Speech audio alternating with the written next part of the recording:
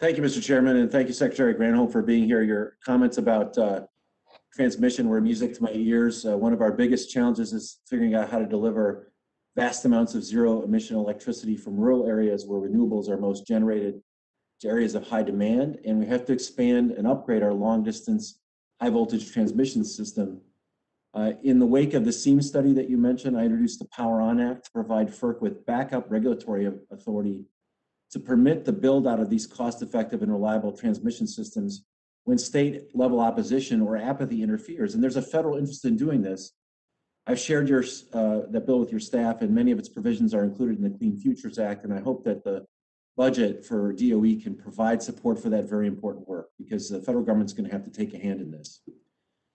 Today, and I will get to the budget question, but I'd like to focus on a climate solution that could act as a complement to the American Jobs Plan, including the plan's clean energy standard, and that solution is carbon pricing. I'm not naive to the politics of carbon pricing. Some of my colleagues say it's too costly, will destroy the economy. Others, once champions of the policy, have labeled it as nice to have but not essential. But even a modest carbon price is essential. It would reduce the cost of decarbonization, generate billions in new revenue, and drive fuel switching to zero carbon alternatives, and send a price signal to every economic actor to reduce carbon emissions and give certainty to the private sector to build low carbon investments. It can be structured to be progressive, but without it, it's hard to imagine how the US will drive the rapid deployment of new lower cost and lower carbon technologies across all sectors. So a couple points briefly. First, a carbon price could complement the American Jobs Plan by reducing the cost of implementation. Researchers at MIT found that a climate package that includes a modest carbon price cuts costs in half compared to a package that lacks a carbon price. In California, which has some of the most ambitious climate targets in the world, we've determined that combining carbon pricing with other climate policies costs 4 times less than a pathway without a price on carbon.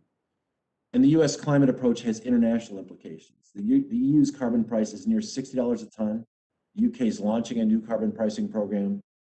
Canada plans to increase its carbon price to $170 a ton by 2030. China is continuing to develop a domestic carbon market.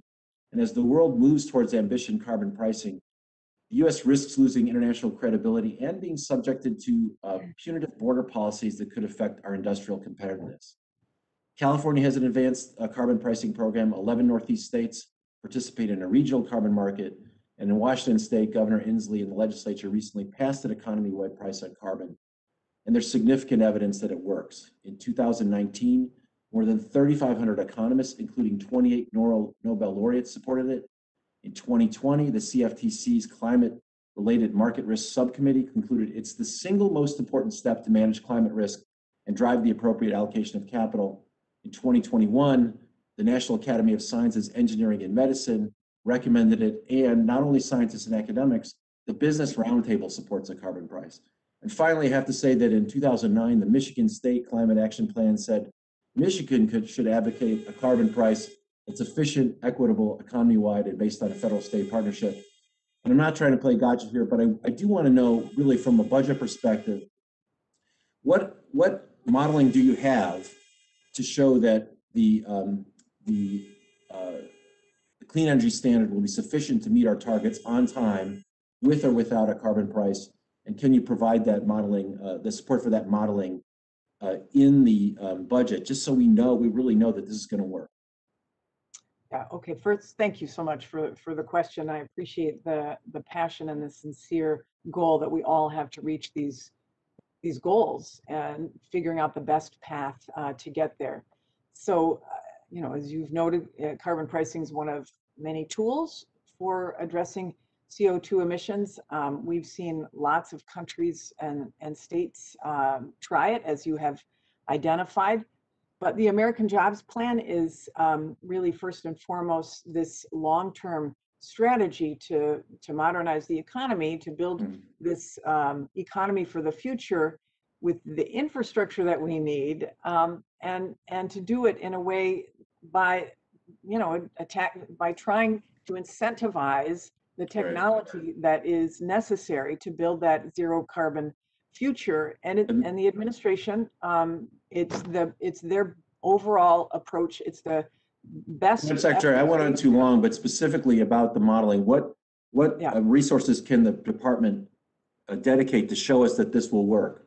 Yeah, I mean, we're happy to have those conversations with you. We just did a model, for example, for the city of Los Angeles that allowed them to get to 100% clean energy future. There are a number of different pathways. As you know, the administration also did an evaluation for their goal to get to reduce CO2 emissions by 50% by 2030 using a number of different pathways. I'm happy to have our team get with your office to show you exactly what we're looking at, because we are very optimistic and believe it can be done. But it's aggressive and it's hard. There's no doubt about it. Appreciate that. Thank you. I've used my time. I yield back.